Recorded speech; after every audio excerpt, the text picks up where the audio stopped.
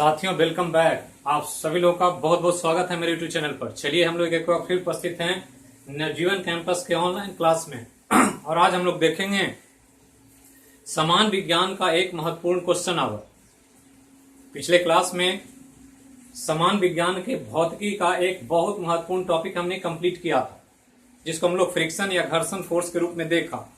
तो चलिए घर्षण से संबंधित एक क्वेश्चन आवर देखते हैं, जिसको 10 के दम के रूप में 10 क्वेश्चन आपके एग्जाम के लिए बहुत इंपॉर्टेंट, जो पूरे घर्षण चैप्टर के कॉन्सेप्ट को क्लियर कर देगा। जो पढ़ा है उसको रिवीजन कर देगा और आपका कॉन्सेप्ट और मजबूत हो जाएगा। तो जो भी सवाल इससे पूछे जाएंगे घर्षण से रिलेटेड, चाहे वो ऑब्जेक्टिव हो या न्यूमेरिकल्स हो, वो सब आप आसानी से बना पाएंगे। तो चलिए शुरू करते हैं। सब लोग रेडी हो जाइए। और एक चीज ध्यान रखना है कि क्वेश्चन आवर जब भी आएगा तो रात्रि 9:30 PM में आएगा। जैसे कल हमने किया वैसे ही क्वेश्चन आवर का जो भी क्लास होगा वो रात्रि 9:30 PM में ही होगा, ये ध्यान देना है। तो चलिए क्वेश्चन आवर को शुरू करते हैं।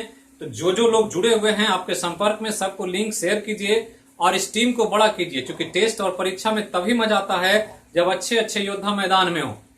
तभी आपको लड़ने में मजा आएगा, क्वेश्चन को बनाने में मजा आएगा और आपको लगेगा कि हमारी क्या स्थिति है और किस स्थिति में हम एक दूसरे को शेयर कर रहे हैं। तो ध्यान रखना है। चलते हैं क्वेश्चन आवर को देखते हैं। और ये हमने फ्रिक्शन चैप्टर से 10 महत्वपूर्ण क्वेश्चन आपके लिए रखा है। एक भी क्वेश्चन गलत नहीं होना चाहिए। कुछ क्वेश्चन का कॉन्सेप्ट थोड़ा गहराई से लिया गया है ताकि आपको घर्षण का पूरा कॉन्सेप्ट क्लियर हो जाए और समझ में आए। तो चलिए शुरू करते हैं। क्वेश्चन बनाने के साथ साथ कॉन्सेप्ट को समझने का प्रयास करें। क्वेश्चन में आंसर मिलाना जरूरी है, लेकिन उससे ज्यादा जरूरी है कि हम उसके कॉन्सेप्ट को समझें, ताकि आगे आने वाले समय में जो भी इससे संबंधित कुछ भी कॉन्सेप्ट घुमा करके क्वेश्चन पूछा जाए आप आसानी से बना सके। तो चलिए 10 के दम के लिए तैयार होइए और 10 में 10 राइट करें। और हम देख रहे हैं कि आने वाले समय में धीरे धीरे सबका 10 का 10 सही हो रहा है। ये मेरे लिए अच्छी बात है कि ये चैनल अपने लक्ष्यों और अपने उद्देश्यों के प्रति सही दिशा में काम कर रहा है। तो चलिए शुरू करते हैं। पहला क्वेश्चन है कि घर्षण एक राशि है। तो घर्षण एक फिजिकल क्वांटिटी हमने पढ़ा था, तो उसी के बारे में पूछ रहा है कि घर्षण एक राशि है और यहां ऑप्शन दे रहा है सदिश है, अदिश है, व्युत्पन्न है, एक से अधिक सही है। तो क्वेश्चन बनाइए जल्दी से कि घर्षण कैसी राशि, सदिश है कि अदिश है, कि सी ऑप्शन में व्युत्पन्न है, कि डी एक से अधिक सही है। तो हमने कहा था पहला क्वेश्चन का आंसर हम करने जा रहे हैं। तो सॉल्यूशन में पहला क्वेश्चन हमने बताया था आपको कि घर्षण ये टाइप ऑफ फोर्स, घर्षण क्या है, एक प्रकार का बल है। और बल जब हो गया तो बल में क्या होगा, एक दिशा होगा। जब भी बल लगाएंगे तो किसी खास दिशा में लगाएंगे। और जब दिशा हो गया बल में, तो जो क्वांटिटी जिसमें दिशा होता है मैग्नीट्यूड के साथ साथ उसको हम सदिश राशि कहते हैं। ये ध्यान रखना। तो सदिश राशि क्यों, क्योंकि फोर्स है और फोर्स डायरेक्शन वाला होता है और डायरेक्शन वाला राशि को सदिश राशि कहते हैं। दूसरा कि फ्रिक्शन फोर्स जो एफ आर होता है वो डिपेंड करता है, हमने पढ़ा है म्यू इंटू एन पर, ये डिपेंड करता है फ्रिक्शन फोर्स। तो यहां पर फ्रिक्शन फोर्स क्या है, बल है। और बल जो है क्वांटिटी डिपेंड कर रहा है किस पर, म्यू पर और एन पर। म्यू क्या है, घर्षण गुणांक है, और एन नभिलंब फोर्स है, नॉर्मल फोर्स है। तो दोनों पर डिपेंड कर रहा है फ्रिक्शन। और जब दो या दो से अधिक राशि पर कोई राशि निर्भर करे तो ऐसे राशि को हम व्युत्पन्न राशि कहते हैं, डिराइव्ड क्वांटिटी। तो ये ध्यान रखना है। मतलब सदिश भी है और व्युत्पन्न भी, अदिश तो नहीं है। लेकिन दो आंसर सही होने की वजह से आपका आंसर सही हो रहा है कौन, तो आंसर डी। तो बिल्कुल सही। बहुत लोग अच्छा बना रहे हैं और कुछ लोग कंफ्यूजन में।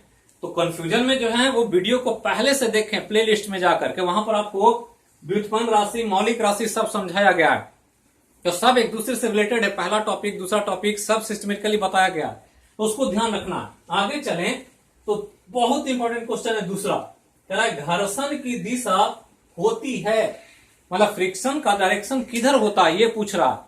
ऑप्शन दे रहा है लगाए गए बल के विपरीत, दूसरा पिंड के गति के विपरीत, तीसरा पिंड के गति की दिशा में, और चौथा ए और बी दोनों सही है। मतलब ए ऑप्शन और बी ऑप्शन दोनों सही है। क्या आंसर होगा, क्या आंसर होगा? तो कुछ लोग कह रहे हैं पिंड के गति के विपरीत, कुछ लोग कह रहे हैं लगाए गए बल के विपरीत, और कुछ लोग कह रहे हैं डी, ए और बी। तो आंसर जो सही होगा ए और बी सही होगा, ये ध्यान रखना। अब यहां ध्यान दें, दूसरा क्वेश्चन हमने कहा कि फ्रिक्शन फोर्स की दिशा किधर होती है। तो हमने कहा था कि फ्रिक्शन क्या है, एक फोर्स है, और ये फोर्स जो लगता है वो क्या करता है, तो फोर्स जो ये लगता है यह पिंड के गति का विरोध करता है, पिंड के गति का विरोध करता है। मतलब क्या है कि पिंड चलना चाहेगा तो उसको ये रोकना चाहेगा, हमने बताया था। तो गति अगर पूरब की तरफ है तो फ्रिक्शन उसको धकेलेगा आगे से, तो पश्चिम की तरफ हो जाएगा। उत्तर जाना चाहते हैं तो धकेलेगा तो दक्षिण धकेलेगा। मतलब पिंड के गति के विपरीत दिशा में, तो सही है ही। और ये हमने कहा था कि अगर ऐसे पिंड हो और ये पिंड चल नहीं रहा हो, ऐसे फोर्स लगा दें, तो फोर्स आप इधर लगाएंगे तो फ्रिक्शन फोर्स इसके सतह के बीच में इधर लगेगा, आप इधर धकेलेंगे और फ्रिक्शन फोर्स इधर, मतलब लगाए गए बल के क्या होगा, विपरीत होगा। और पिंड जिधर चलना चाहेगा उस गति का विरोध करेगा, अर्थात गति के भी विपरीत होगा। तो गति के भी विपरीत होगा और लगाए गए बल के भी विपरीत होगा, इसलिए हमने कहा आंसर क्या होगा, डी होगा। ए भी सही है और बी भी सही है। तो इसी तरह से आपको कॉन्सेप्ट को सोचना है, आपको आंसर मिलाने के साथ साथ पूरा फिजिक्स का या विज्ञान का कॉन्सेप्ट क्लियर होना चाहिए, तभी आप चीजों को समझ पाएंगे। और कोई क्वेश्चन अगर कठिन होगा तो आप उसको आसानी से बना पाएंगे, कोई कठिनाई नहीं होगी आपको एग्जाम। तो चलिए आगे चलते हैं। तीसरा सवाल बहुत इंपॉर्टेंट है। तीसरा सवाल कई बार एग्जाम में पूछा गया है। कह रहा है कि एक वाहन है और उस वाहन के पहिए पर घर्षण बल की दिशा होती है। बहुत इंपॉर्टेंट सवाल है। पहला ऑप्शन है पीछे की तरफ, दूसरा ऑप्शन है आगे की तरफ, तीसरा है पृथ्वी पर लंबवत, और चौथा है सभी। तो कोई भी वाहन की बात कर रहा है, कोई गाड़ी है, मोटरसाइकिल, साइकिल, कार, ट्रक, बस, ट्रेन, कुछ भी, तो उस पर जो पहिया होता है उसका, उस पहिए पर घर्षण बल किधर लगता है ये पूछ रहा। पीछे की तरफ, आगे की तरफ, पृथ्वी के लंबवत और सभी। तो तीसरा क्वेश्चन है ये, और बहुत कॉन्सेप्चुअल है तीसरा क्वेश्चन। तो यहां देखें कि ऐसे एक पहिया है एक गाड़ी का, यही पहिया है जो मूव कर रहा है, और गाड़ी जब भी चलती है तो गाड़ी के चलने के कॉन्सेप्ट पर ध्यान देना है कि गाड़ी कैसे चल रहा है और चलने के लिए पहिया क्या करता है। तो अगर गाड़ी कहीं भी जाएगी, गाड़ी को आगे जाना है, ऐसे गाड़ी को आगे जाना है, तो आगे जाने के हिसाब से लगता है क्या होगा, इधर लगना चाहिए फ्रिक्शन फोर्स, पीछे। तो ऑप्शन लगता है क्या है, गाड़ी के पहिए के पीछे की तरफ चलता है, लगता है फ्रिक्शन फोर्स। क्योंकि गाड़ी क्या है, आगे जा रही है, तो फ्रिक्शन फोर्स पीछे होना चाहिए, घर्षण का नियम कहता। लेकिन गाड़ी आगे जाए इसके लिए पहिया क्या करेगा, तो पहिया ऐसे घूमेगा, ऐसे ये ऐसे चक्कर काटेगा, तो ऐसे घूमेगा, गाड़ी को आगे ले जाएगा। तो ये सड़क है ऐसे, तो सड़क और पहिया पर ध्यान दें कि ये सड़क और पहिया जहां पर सटा हुआ है, तो पहिया किधर जा रहा है, पहिया ऐसे पीछे मूव कर रहा है, मतलब ऐसे घूमेगा। तो इस पॉइंट पर जहां टच कर रहा है ये पीछे जाना चाहेगा पहिया, तो पहिया किधर जाना चाहेगा, ऐसे आगे जाना, ऐसे घूमेगा, तो यहां जो टच कर रहा है ये पीछे जाएगा। तो जाना चाह रहा है पहिया किधर, पीछे। तो जब पीछे जाना चाह रहा है तो फ्रिक्शन फोर्स इसके और सतह के बीच किधर लगेगा, आगे लगेगा। क्योंकि ऐसे पहिया घूमेगा और जहां टच करेगा वहां पर पहिया क्या होगा, पीछे भागेगा, पीछे जाएगा तो राउंड ऐसे घूमेगा ये, तो पीछे भागेगा। तो जब गति पीछे की तरफ है तो फ्रिक्शन फोर्स किधर होगा, आगे की तरफ होगा। तो गाड़ी को आगे ले जाने के लिए पहिया को पीछे की तरफ घूमना पड़ता है, और पहिया जब पीछे घूमेगा तो फ्रिक्शन फोर्स जो होगा वो आगे की तरफ होगा। तो कभी भी पीछे आंसर नहीं करना है, आंसर क्या करना है, आगे की तरफ करना, मतलब आंसर बी होगा सही। तो ये तीसरा सवाल। चौथा सवाल की तरफ चले, बहुत इंपॉर्टेंट, जो आपको समझाया गया था कॉन्सेप्ट में। कहा एक पिंड पर 50 न्यूटन का बल लगाया जाए, एक पिंड पर 50 न्यूटन का बल लगाया जाए और पिंड चलने की स्थिति में हो तो घर्षण बल होगा डैश। बताइए। ऑप्शन है ए में 50 न्यूटन, बी में 50 न्यूटन से कम, सी में 50 न्यूटन से अधिक, और डी में कोई नहीं। क्या क्वेश्चन कह रहा है, तो क्वेश्चन जो कह रहा है उसको यहां फिगर से समझें। फिगर ही आपके लिए सबसे इंपॉर्टेंट है। फिगर आप समझ जाएंगे किसी भी फिजिक्स का क्वेश्चन का, तो आप आसानी से हल कर पाएंगे। अब यहां क्या करा है कि एक पिंड है ऐसे, और पिंड पर एक बल लग रहा है कितना का, 50 न्यूटन का। ऐसे 50 न्यूटन का बल लगाया जाए। क्वेश्चन नंबर 4 है, तो 50 न्यूटन का बल से आप धकेलना चाह रहे और धकेला तो ये पिंड क्या हो गया, चलने की स्थिति में आ गया। चलने की स्थिति में मतलब चल नहीं रहा है, अभी चलने की स्थिति में, जस्ट रेडी टू गो है, अब चल देगा। बिगिन टू मूव मतलब अब रेडी है, अब कुछ भी थोड़ा सा फोर्स लगाएगा तो चलने लगेगा। तो हमने बताया था घर्षण में कि जब पिंड पर बल लगाया जाए और पिंड चले नहीं लेकिन चलने की स्थिति में आ जाए तो कौन घर्षण बल, कौन घर्षण बल, आंसर करें। स्थैतिक, चरम, गतिज, कौन घर्षण बल? तो चरम घर्षण बल हमने बोला था कि ये मैक्सिमम है, इसके बाद आप करेंगे तो चलने लगेगा।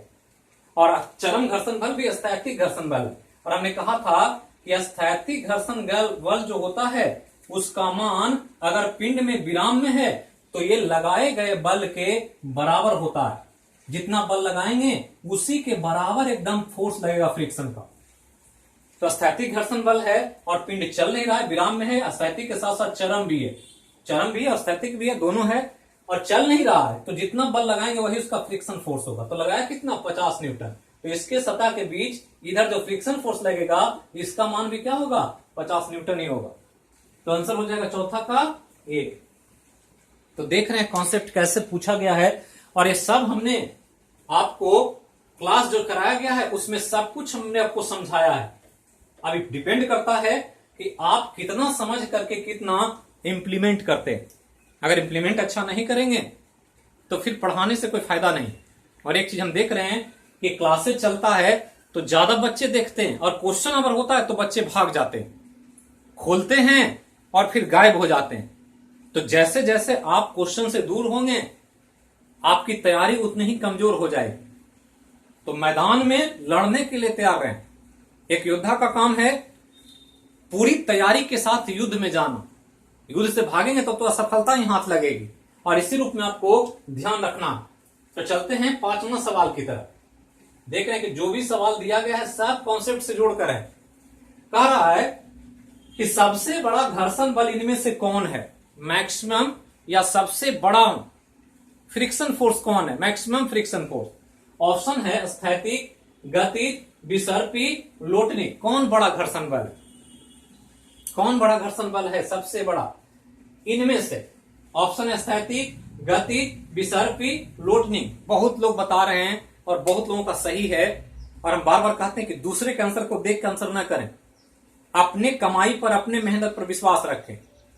2 रुपया कमाते हैं तो 2 रुपया में खुश रहें, ध्यान रखें। और कमाने का प्रयास करें लेकिन किसी दूसरे का लेने का प्रयास न करें। तो ध्यान रखना है कि ये एक इंपॉर्टेंट क्वेश्चन है कि सबसे बड़ा घर्षण बल कौन है, स्थैतिक है, गतिज है, विसर्पी है, लोटनिक है।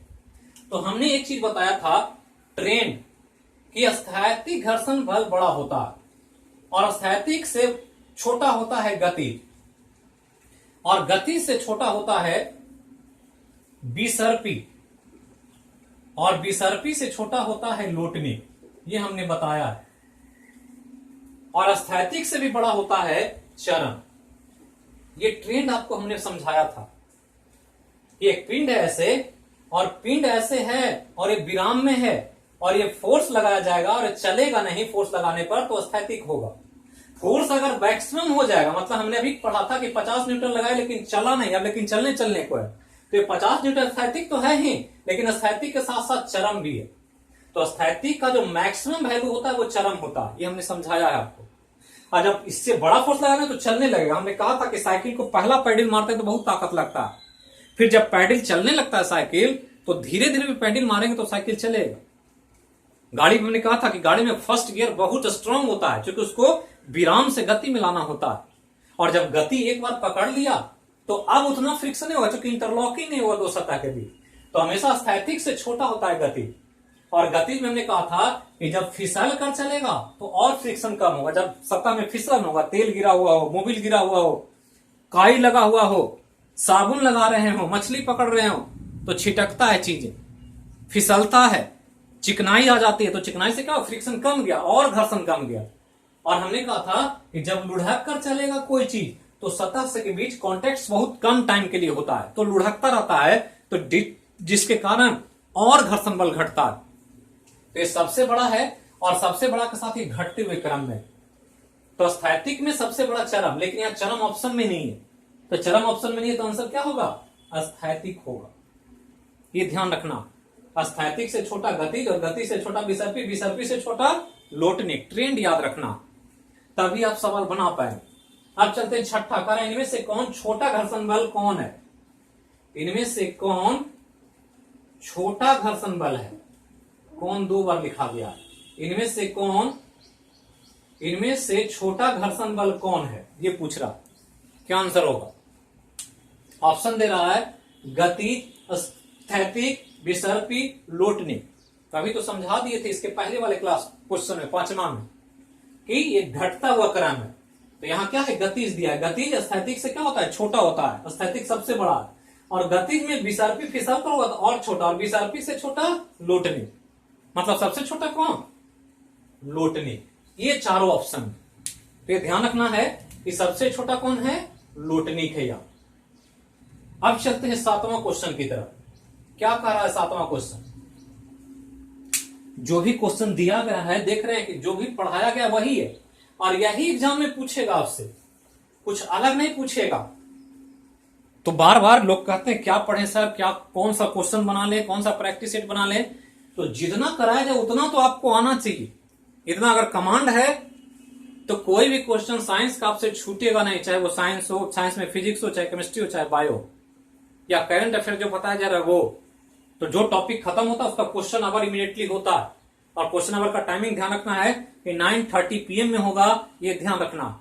तो आगे चलते हैं, 7वां क्वेश्चन देखते हैं। और 7वां क्वेश्चन बहुत इंपॉर्टेंट है आपके लिए। क्या कह रहा है? कहता है कि घर्षण गुणांक का मान अधिक होगा। घर्षण गुणांक का मान अधिक होगा खाली जगह में कौन से घर्षण में? ऑप्शन दे रहा है गतिज घर्षण में, दूसरा ऑप्शन है स्थैतिक घर्षण में, तीसरा विसर्पी में, और चौथा है सभी में समान होगा। म्यू का मान पूछ रहा है। घर्षण गुणांक हमने पढ़ा था, घर्षण गुणांक क्या होता है? तो घर्षण गुणांक जो होता है यह म्यू होता। म्यू का सिंबल हमने बताया था, यही म्यू है। इसका मान पूछ रहा है कि सबसे अधिक होगा किसमें? गतिज में, स्थैतिक में, विसर्पी में, या सभी में समान होगा। तो हमने कहा था कि किसी पिंड पर फोर्स लगाने से घर्षण बल लगता है या गति में घर्षण बल लगता है, और वो घर्षण बल Fr जो होता है फ्रिक्शन फोर्स, वो डायरेक्टली प्रोपोर्शनल N होता है, हमने बताया। इसी को जब सॉल्व करते हैं तो Fr बराबर म्यू इंटू N, और यही म्यू क्या है? घर्षण गुणांक है। तो म्यू बराबर क्या होगा? तो म्यू बराबर होगा Fr और बटा N। जहां हमने कहा था क्या है? ये घर्षण बल है, और घर्षण बल के साथ नीचे में क्या है? तो ये अभिलंब बल है। यही हमने समझाया था आपको जब हम क्लास ले रहे थे किसका? फ्रिक्शन का। तो घर्षण बल और अभिलंब बल, एन क्या होता है? तो किसी पिंड पर जो सतह के द्वारा परपेंडिकुलर ऊपर फोर्स लगाया जाता है वो अभिलंब बल होता है। जैसे यहां देखें कि ऐसे हमने कहा था कि अगर ये एक प्लेन पर एक पिंड को रखेंगे तो mg से नीचे दबाएगा, और ये सतह इसको n फोर्स से क्या करेगा? ऊपर देखेगा, और ये दोनों क्या होगा? बराबर होगा। तो यही n है। तो यहां देखिए म्यू का मान, और कह रहा है म्यू घर्षण गुणांक का मान अधिक होगा किसमें? गतिज में, स्थैतिक में, विसर्पी में, सभी में समान। तो म्यू का मान डिपेंड कर रहा है किस पर? घर्षण बल पर, और साथ ही अभिलंब बल पर। तो n क्या है? पिंड का वेट है ये mg, ये तो कभी बदलेगा नहीं। पिंड चल रहा हो, रुका हुआ हो, फिसल कर चले, सरक कर चले, वो उसका भार नहीं बदलेगा। अगर मेरे शरीर का भार 50 kg फोर्स है तो हम चलते होंगे तो भी 50 kg होगा, रुके होंगे तो भी 50 kg फोर्स होगा, या हम फिसल जाए तो भी 50 kg फोर्स होगा, या हम लोट कर चले तो भी 50 kg होगा। तो 50 kg फोर्स का वजन लगेगा हमेशा, ये तो नहीं बदलेगा, ये तो फिक्स है। बदलेगा कौन? फ्रिक्शन, क्योंकि अलग अलग कंडीशन में फ्रिक्शन बदलता। और हमने अभी बताया कि किस कंडीशन में किसका फ्रिक्शन ज्यादा, किसका कम। मतलब इसका मान बढ़ेगा तो म्यू का मान बढ़ेगा, और इसका मान घटेगा तो म्यू का मान घटेगा। घर्षण बल बड़ा होगा तो म्यू भी बड़ा होगा, और घर्षण बल छोटा होगा तो म्यू भी छोटा होगा। तो अब यहां डिसाइड करना कि कौन सा घर्षण बल बड़ा है, सब बताया गया अभी इसके पहले के क्वेश्चन। तो घर्षण बल सबसे बड़ा स्थैतिक होता है, और स्थैतिक में सबसे बड़ा चरम होता है। तो चरम तो ऑप्शन में है नहीं, स्थैतिक है तो स्थैतिक लेंगे। अब स्थैतिक में यहां जो लेंगे घर्षण बल ये बड़ा होगा सबसे। अब जब ये बड़ा होगा, नॉर्मल फोर्स सबके लिए बराबर है, तो भाग देंगे तो म्यू का मान क्या होगा, सबसे अधिक, और इसको म्यू एस कहा जाता है, स्थैतिक घर्षण गुणांक।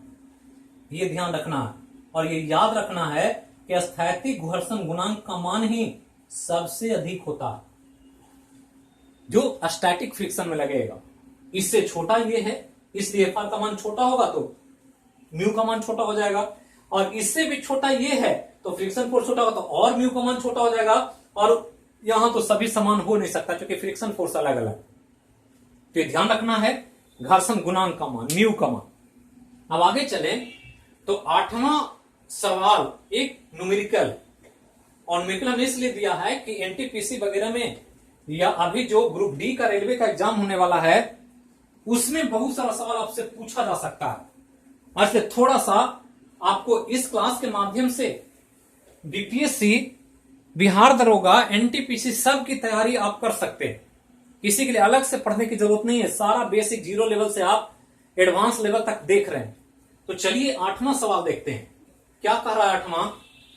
तो कहता है कि 200 केजी के पिंड पर 100 केजी फोर्स का बल लगाया जाए तो स्थैतिक घर्षण गुणांक का मान होगा, क्या होगा। यही हमने पढ़ा अभी, यही पढ़ा कि एफ आर जो होता है वो म्यू इंटू एन होता है, ये हमने पढ़ा अभी। एफ आर बराबर म्यू इंटू एन होता, और इसलिए म्यू बराबर अभी पढ़ा क्या, एफ आर बटा एन, जहां ये घर्षण बल है और ये नॉर्मल फोर्स है। तो यहां दे रहा है कि 200 केजी का एक पिंड है, एक पिंड है ऐसे 200 केजी का ऐसे रखा हुआ, इसका वजन 200 केजी दे दिया, और कह रहा है कि इस पर 100 केजी फोर्स का बल लगाया जाए, 100 केजी फोर्स का बल लगा दिया जाए। तो ये 100 केजी फोर्स का बल लगा देंगे तो म्यू का मान कितना होगा इन दोनों के सतह के बीच का। तो म्यू का मान कैसे निकलेगा, क्या फ्रिक्शन फोर्स पता हो और इसका एन पता हो तो हम निकाल सकते हैं। तो फ्रिक्शन फोर्स कौन है, ये एफ आर इधर और ये एन, तो कितना होगा एफ आर फ्रिक्शन फोर्स का मान, कितना होगा फ्रिक्शन फोर्स। तो 100 केजी फोर्स लगाया, पिंड स्थैतिक घर्षण में है, तो स्थैतिक घर्षण में जितना फोर्स लगाते हैं उतना ही उसका घर्षण बल होता है। उतना ही हमने पढ़ा है अभी कि 50 न्यूटन का बल लगाए, नहीं चला विराम में, ये तो 85 न्यूटन होगा। तो 100 केजी फोर्स हो गया, 100 केजी फोर्स, और बटा एन कितना, तो 200 केजी का है तो फोर्स से दबाएगा तो 200 केजी फोर्स का ये बल लगेगा नीचे की तरफ। तो 200 केजी फोर्स नीचे की तरफ, इसका नॉर्मल फोर्स हो गया जो mg के कारण लग रहा है, और 100 केजी फोर्स आपने लगाया था, तो एफ आर 100 केजी और नॉर्मल फोर्स 200 केजी, तो कटेगा केजी फोर्स, क्या मिलेगा 1/2 मिलेगा, और इसलिए म्यू का मान कितना होगा 0.5 होगा। तो आंसर कितना 0.25, 0.5, 0.75, कौन, तो 0.5। और हमने कहा था कि म्यू का मान हमेशा 1 से कम ही होगा, 1 से ज्यादा तो कभी होगा ही नहीं। तो जिसको समझ में ना आए और क्वेश्चन में अगर उस तरह का ऑप्शन रहे तो ऑप्शन से भी आप छांट सकते हैं। जब भी होगा वैल्यू म्यू का 1 से कम होता है, ये हमने बताया आपको क्लास में। तो ये तो सभी चारों 1 से कम है, मतलब तीनों, यहां तो कोई नहीं है, तो चारों में जो ऑप्शन सही है वो क्या है 0.5 है। 9वां क्वेश्चन देखते हैं। 9वां क्वेश्चन बहुत सिंपल है और बार बार पूछा जा सकता है। तो 9वां क्वेश्चन को ध्यान दें थोड़ा सा कि क्या कह रहा है ये। तो 9वां क्वेश्चन पढ़िए और बनाइए, चूंकि न्यूमेरिकल है तो बनाना पड़ेगा, यहां तो रटने से काम चलेगा नहीं। हिस्ट्री, ज्योग्राफी, पॉलिटी नहीं है कि आप रट लेंगे तो काम चल जाए। यहां कह रहा है घर्षण गुणांक का बीमा है, डायमेंशन पूछ रहा है घर्षण गुणांक का। ऑप्शन है एम एल टी -2 पहला, दूसरा है m0 l0 t0, तीसरा है m l2 t -2 और चौथा m0 l t -2। 4 ऑप्शन। तो यह भी हमने पढ़ा था घर्षण गुणांक म्यू, और म्यू बराबर अभी बताया गया 9वां सवाल है, अभी बताए थे फॉर्मूला क्या, म्यू बराबर एफ आर और बटा क्या एन, एफ आर बटा एन। एफ आर क्या है घर्षण बल है, एफ आर क्या है घर्षण बल है, और एन क्या भी बताया हमने, तो हमने कहा एन अभिलंब बल है। तो ये दोनों बल है। तो बल बल है तो बल बल कटेगा तो अभी क्या मिला था, संख्या मिला था। मान लिया एक है 5 न्यूटन और एक है 15 न्यूटन, तो काटेंगे तो क्या मिलेगा, 1/3 मिलेगा। यूनिट तो कट जाएगा, बल का न्यूटन कटेगा तो यूनिट नहीं मिलेगा। तो संख्या है ये, जो हमने कहा 1 से कम होता है। जब संख्या हो गया तो हमने कहा है कि जब संख्या आ जाए किसी राशि का, तो इस संख्या का न तो बीमा होता है और न ही इसका कोई इकाई होता है। एक बीपीएससी में पूछा है अभी 65वीं में, 3 क्वांटिटी पूछा था और राशि से 3 सवाल पूछे गए थे 65वीं पीटी में, और उसमें 3 में से 2 सवाल इसी तरह का था जिसका ना तो कोई बीमा होता है ना कोई इकाई होता। तो जब बीमा ना हो तो ऐसे राशि को जब बीमा में दर्शाना होता है तो एम का वैल्यू 0, एल का वैल्यू 0, टी का वैल्यू 0 ऐसे दर्शाते हैं। और ऐसे लिख देंगे तो मतलब समझ लेगा कि वो बीमाहीन राशि है, क्योंकि ना तो इसमें मास है, ना लेंथ है, ना टाइम है, कुछ भी नहीं। तो ऑप्शन क्या हो जाएगा बीमाहीन राशि का, M0 L0 T0। यही तो है 9वां सवाल। कितना सही हुआ अभी तक सब लोगों का? सब ईमानदारी से अपने अपने आंसर को बताएं। ज्यादा करके बता देने से आपकी तैयारी अच्छी नहीं हो जाएगी और उससे आप खुशफहमी ना पाले। अपने तैयारी पर हम कह रहे हैं बार बार विश्वास रखें। 10 में 4 सवाल बनता है और अगर 4 आपके पढ़ाई से बनता है तो आपको एक अलग तरह का सेटिस्फेक्शन होगा कि हमने जितना पढ़ा था उतना बनाया। और अगर आप 4 बनाएं और ये बोल दें कि सर हमने 9/10 कर दिया, 9 सही कर दिया, तो आपका दिल जो है ना बहुत आपको कचोटेगा, गिल्टी फील होगा। क्योंकि आप जो काम करते हैं उसमें दिल बहुत मायने रखता है। हार्ट आपका साथ दे रहा है कि नहीं दे रहा। एक शराबी जो शराब पीता है, क्या शराब का पैक जब हाथ में उठाता है तो दिल कहता है कि नहीं पियो, इसके पीने से किडनी लीवर डैमेज हो जाता है। लेकिन हम अपने दिमाग का काम लेते हैं और कहते नहीं पी लिया जाए, जो होगा देखा जाए। जब घूंट मारेंगे तो दिल कहेगा कि नहीं ये जो पी रहे हो ये गलत पी रहे हो, और उस स्थिति में जबरदस्ती पी लेंगे तो फाइनली आपको जो नुकसान होगा वो तो आप दिखता ही है। तो उसी तरह से जब गलत करते हैं तो दिल जवाब देता है। ये अलग बात है कि हम उस दिल की बात को सुन नहीं पाते कि दिल जो कह रहा है उसको हम फॉलो करें और उस रूप में अगर काम करेंगे, दिल की आवाज को सुनेंगे, तो आप जीवन में बहुत आगे जाएंगे। ध्यान रखना, तो ये ध्यान देना है। अब यहां पर 10वां सवाल को देखें, थोड़ा सा अलग तरह का दिया हमने। कॉन्सेप्ट सिंपल है लेकिन क्वेश्चन को दिखाने का तरीका कठिन है। बहुत सारे तो देख कर ही भाग जाएंगे, क्वेश्चन को छुएंगे भी नहीं कि ये बनेगा हमसे। अगर एग्जाम में दे दिया जनरल कंपटीशन में तो 100 में 90 लड़के देखेंगे भी नहीं और कहेंगे बाहर निकल के कि एकदम क्वेश्चन जो है आउट ऑफ सिलेबस दे दिया, अनाप शनाप पूछ दिया है, और ऐसा क्वेश्चन से कौन से बनेगा, हमसे तो स्कोर ही नहीं हुआ। तो क्वेश्चन क्या कह रहा है इसको समझे। कह रहा है कि एक पिंड है, ये ऐसे सतह पर रखा हुआ है टेबल पर, जिसका मास है 12 kg, और एक पुली लगाया गया है। पुली से एक फीता जुड़ा हुआ है ऐसे, और इस फीते से एक दूसरा पिंड को लटकाया गया। ऐसा होता है बहुत सारा काम घर में, जो किसान फैमिली से होंगे ऐसा पुली पर काम होता है। मोटर में, थ्रेसर में, गेहूं काटने में, चावल निकालने में, सब जगह यूज होता है। तो ये पुली लगा हुआ, एक पुली से बेल्ट से एक पिंड बंधा हुआ है और इस पुली के बेल्ट से दूसरे सिरे पर एक दूसरा पिंड लटकाया गया। इस जो लटक रहा है उसका द्रव्यमान 8 kg है और जो यहां बैठा हुआ उसका द्रव्यमान 12 kg। अब जब लटकाया गया तो ये पिंड जो है चल नहीं रहा है, लेकिन चलने की स्थिति में रेडी टू गो है।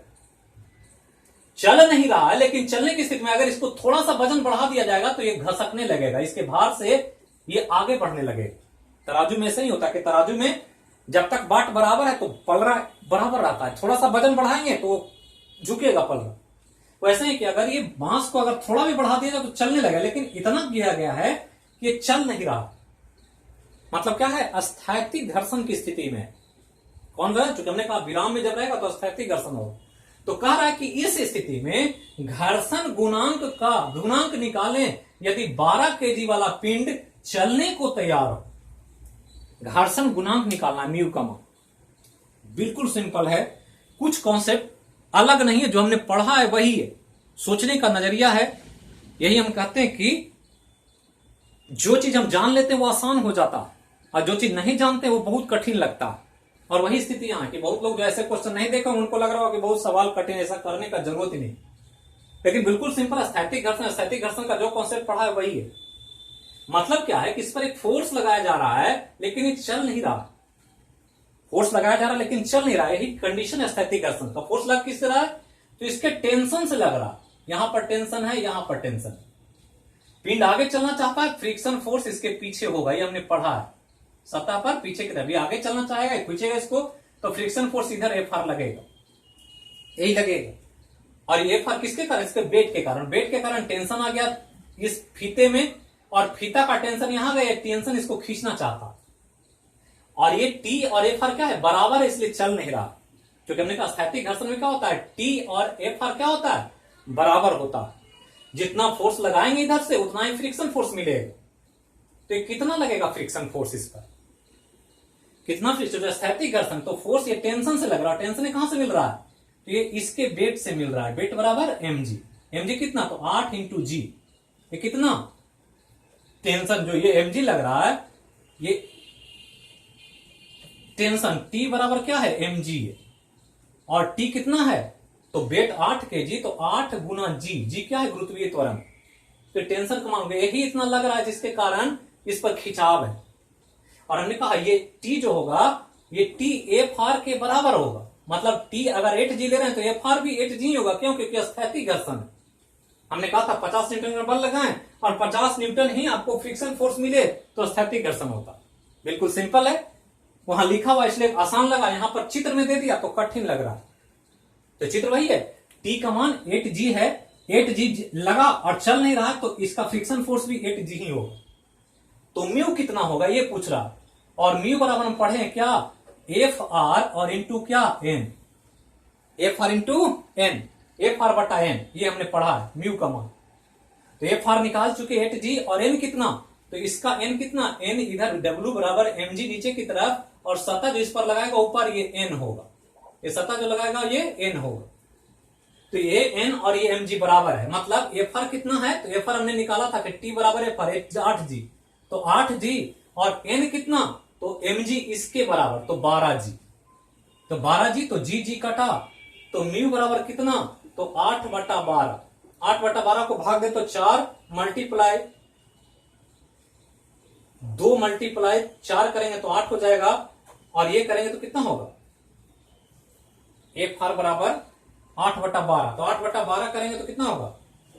4 मल्टीप्लाई 2, 4 मल्टीप्लाई 2 और 4 मल्टीप्लाई 3, तो 4/3 हो। 8/12 को भाग देंगे कितना होगा? ये 8/12 को भाग देंगे तो ये हो जाएगा 12 से भाग दे देते हैं तो पॉइंट लगाएंगे, तो पॉइंट लगाएंगे तो 12 शून्य होगा, 12 छक 72, और फिर 8 आएगा 12 छक 75। तो डायरेक्ट ही भाग दे देते हैं तो आंसर कितना होगा? ये 0.022, 0.22, 0.33, 0.55, 0.66। तो आंसर कितना हो रहा है? 0.66। मतलब कितना? तो ये कितना हो जाएगा? ये 0.66 कर रहे हैं तो क्यों आ रहा है? क्योंकि इसको काटेंगे तो 2 बटा कितना? 3। 2 मल्टीप्लाई 4 8 होता है, और 3 मल्टीप्लाई 4 12 होता है। 2/3 से भाग दें तो वही आएगा, 3 से भाग देंगे तो 6 मरतबे लगेगा, तो 0.66 होगा आंसर। कितना? डी। तो ये हम कह रहे हैं वही चीज है स्थैतिक घर्षण का, कुछ अलग नहीं है, सेम कॉन्सेप्ट है। और सेम कॉन्सेप्ट के आधार पर क्वेश्चन पूछा गया। यहां जो थ्योरेटिकल था वो पढ़ा गया, और यहां थोड़ा सा न्यूमेरिकल बेस्ड में जो टेक्निकल कॉन्सेप्ट होता है उसके आधार पर पूछा गया। ये लैंग्वेज के रूप में क्वेश्चन लिखा गया, यहाँ चित्र के रूप में लिखा गया। तो थोड़ा सा कॉन्सेप्ट को एडवांस करें। अगर आप रिजल्ट लेना चाहते हैं आज के समय में, तो थोड़ा सा कोई भी विषय पढ़ते हैं तो थोड़ा एडवांस पढ़ने का प्रयास करें। तो ध्यान रखना है। बाकी फिर मिलेंगे अगले क्लास में अगले विषय के साथ। क्वेश्चन आवर में जरूर पार्टिसिपेट करें जब भी हो। हमने कहा कि इसका कोई टाइमिंग नहीं होता है, जब भी हमको मन करता है हम लेते हैं। लेकिन अभी तो आपको पता हो जाता है कि चैप्टर खत्म हो गया तो क्वेश्चन आवर होने वाला, ये ध्यान दें। और क्वेश्चन आवर जब भी होगा रात्रि 9:30 PM में होगा। तो एक बार देखें, बनाएं और कॉन्सेप्ट को समझें। फिर मिलते हैं अगले क्लास में। जहां रहें, स्वस्थ रहें, सुरक्षित रहें और अपने अपने लक्ष्य के प्रति ईमानदारी से लगे रहें और देश की एकता अखंडता के लिए बोलें जय हो मैया की। Thank you.